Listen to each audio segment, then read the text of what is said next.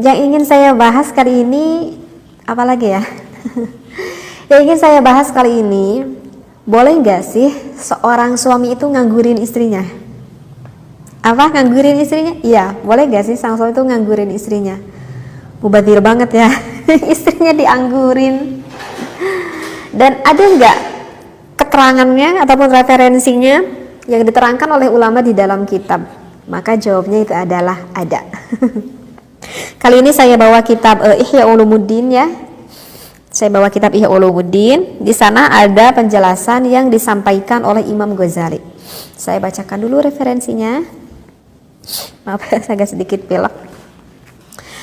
Bismillahirrahmanirrahim. Bismillah, alhamdulillah, wassalatu wassalamu ala rasulillah. Qala al-imamul Ghazali, berkata Imam Ghazali, yang bagi seharusnya ayatiha, suami mendatangi sang istri fi kulli arba'i layalin marratin, yaitu di setiap 4 malam sekali.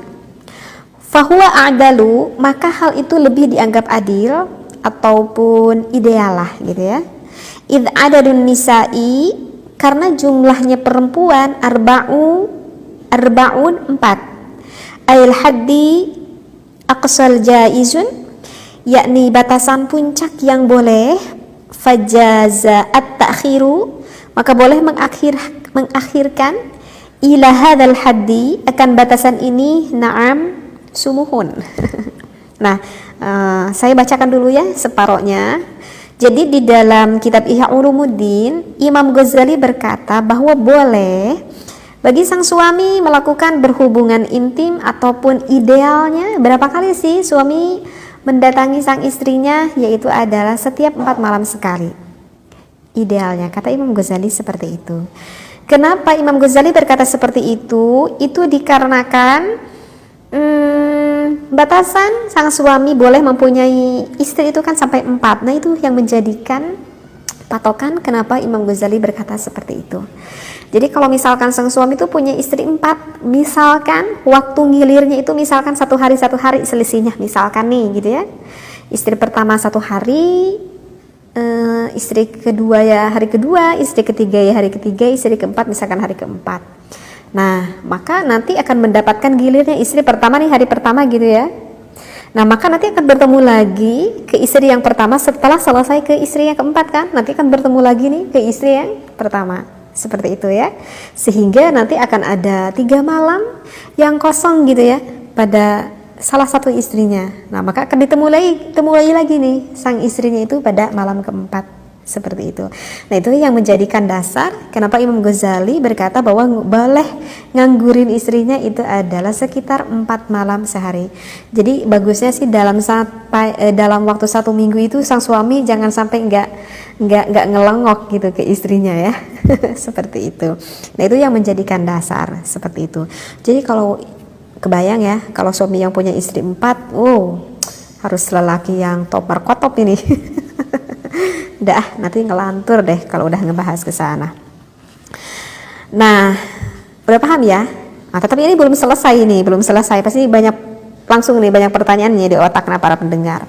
Nah, kemudian di sini dilanjutkan yang bagi seharusnya ayyazida, ataupun nggak apa-apa nih untuk menambahi untuk suami, auyan kuso, ataupun mengurangi, bihasabi hajatiha, sesuai kebutuhan istrinya.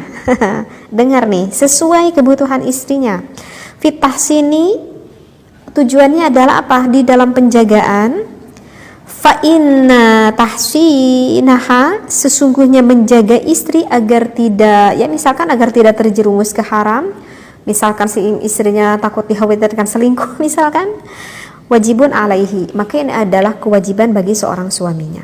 Nah, sekarang ada timbul lagi pertanyaan, apakah itu memang hukum mutlak mengunjungi sang istri itu harus 4 malam sekali? Kalau yang dengar ini para pengantin baru, pasti ini akan kelabakan. Karena pengantin baru yang umurnya itu masih muda-muda, itu biasanya di dalam 1 hari itu kuat nih sampai 3 bahkan sampai 4 kali nih siang malamnya. Aduh, kalau saya harus nunggu sampai 4 hari ini gimana nih? Jadi ini bukan hukum mutlak seperti itu. Artinya idealnya diperbolehkan, istilahnya seperti itu ya. Jadi kan barusan juga disampaikan auyan kuso, boleh kok mengurangi waktunya. Kalau misalkan kuat bagi pengantin baru sehari sampai beberapa kali ya nggak apa-apa, lakukanlah hal itu gitu. Nah ini mungkin yang lebih cocoknya seperti umuran saya nih yang udah umur 40 tahunan gini kan beda itu kekuatannya sama seperti pengantin baru gitu ya. Nah maka idealnya itu seperti itu ya. Dan adapun masalah ini sebetulnya sudah pernah saya jelaskan ya dari tingkatan-tingkatan umurnya ya, kalau yang sebelumnya pernah lihat pembahasan di video saya sebelumnya. Seperti itu ya.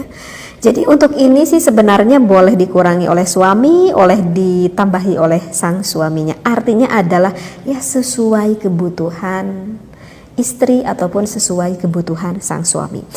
Hanya saja di sini dikatakan bihasabi hajatiha, sesuai kebutuhan sang istrinya. Jadi yang dikatakan sesuai kebutuhan sang istrinya, jangan sang suami itu berpikir kalau misalkan sang istri nggak memenuhi keinginan suaminya maka terlaknatlah sang istrinya.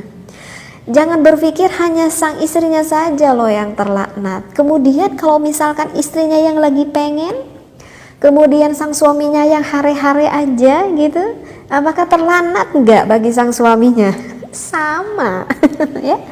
Maka jangan berpikir hanya istrinya aja nih yang akan kena laknat. Sang suami pun ya kalau misalkan sang istri meminta, maka itu ya harus dipertimbangkan dong ya. Ya kalau misalkan untuk seorang istri kalau minta itu kebanyakan malu. Iya, saya paham kebanyakan wanita itu malu ya. Tapi itu malu biasanya sih bagi pengantin anyar. Ya sekitar 1-5 tahun. Tapi kalau yang udah berumah tangga seperti saya yang udah puluhan tahun, masa masih mau terus mengukut kemaluannya sama sang suami? Toh memang itu adalah kebutuhan biologis bareng-bareng. Jadi kalau menurut saya wahai para istri, ya gak perlu malu juga ya, karena itu memang kebutuhan Anda seperti itu. Jadi kalau misalkan wahai para suami, jika istri Anda mau, maka di sini dikatakan wajibun alaihi. Menurut Imam Ghazali di sini dikatakan maka wajib bagi sang suami untuk memenuhi akan kebutuhan biologis sang istrinya. Kenapa harus dipenuhi kebutuhan biologis sang istrinya? Kenapa? Karena fitah sini. Karena menjaga dari apa? Menjaga dari hal yang tidak diinginkan. Fa inna tahsinaha, sesungguhnya menjaga istri dari hal yang diharamkan. Ya, apa saja itulah. Gitu ya. Karena sang istrinya merasa tidak selalu terpuaskan oleh sang suaminya, misalkan ya tidak sedikit bagi sang istri yang tidak mempunyai iman, sehingga naudzubillah sang istrinya itu sampai berani berselingkuh misalkan begitu ya. Nah oleh karena itu diharuskan ada komunikasi yang betul antara suami dan juga istri seperti itu ya. Bisa difahami ya apa yang saya dibahas kali ini, mudah-mudahan. Tetapi ada yang ingin saya sampaikan ya wahai para suami, ada yang harus diperhatikan itu ada kepuasan sang istri ya wahai para suami, karena secara penelitian itu saya merasa kasihan juga ya kepada para wanita. Secara penelitian itu sekitar 50% wanita itu tidak bisa sampai kepada puncak orgasme gitu ya, tidak sampai pada puncak orgasme. Oleh karena itu bagi sang suami yang bisa menyenangkan sang istrinya ketika berhubungan intim itu adalah ketika sang istrinya itu bisa sampai pada puncak ar-rasyah al-jinsiyah. Jadi artinya ar-rasyah al-jinsiyah itu sampai inzal, sampai keluar, sampai orgasme lah istilahnya itu seperti itu ya. Jadi layaknya kalian melakukan berhubungan intim tidak meniru seperti binatang. Karena kan kalau binatang itu nggak ada porefly, nggak ada cumbuk-mencubuk dulu, nggak ada merayu dulu kan. Kalau binatang ya asal masuk keluar ya udah dan pergi begitu saja. Jadi artinya jangan sampai sang suami itu tidak mengetahui apakah istrinya mendapatkan kepuasan atau tidak. Asal suaminya merasa udah puas lalu tidur dengan enaknya tanpa mengetahui sang istrinya ya setelah itu. Nah itu Ini menurut penelitian ya, menurut penelitian itu seperti itu. Jadi oleh karena itu mudah-mudahan para pendengar semuanya, kita bagi suami yang bisa menyenangkan istrinya dan juga istri yang selalu bisa menyenangkan suaminya. Akan apa yang saya disampaikan, mohon untuk para pendengar untuk berpikir positif, jangan berpikir negatif, karena apa yang saya sampaikan ini adalah hukum yang memang jelas yang ada di dalam kitabnya yang disampaikan oleh ulama seperti itu ya, agar kita mengetahui akan perihal hukum mana yang benar dan mana yang salah. Oleh karena itu mudah-mudahan bisa difahami. Wallahu a'lam wabillahi taufiq wal hidayah. Wassalamualaikum warahmatullahi wabarakatuh.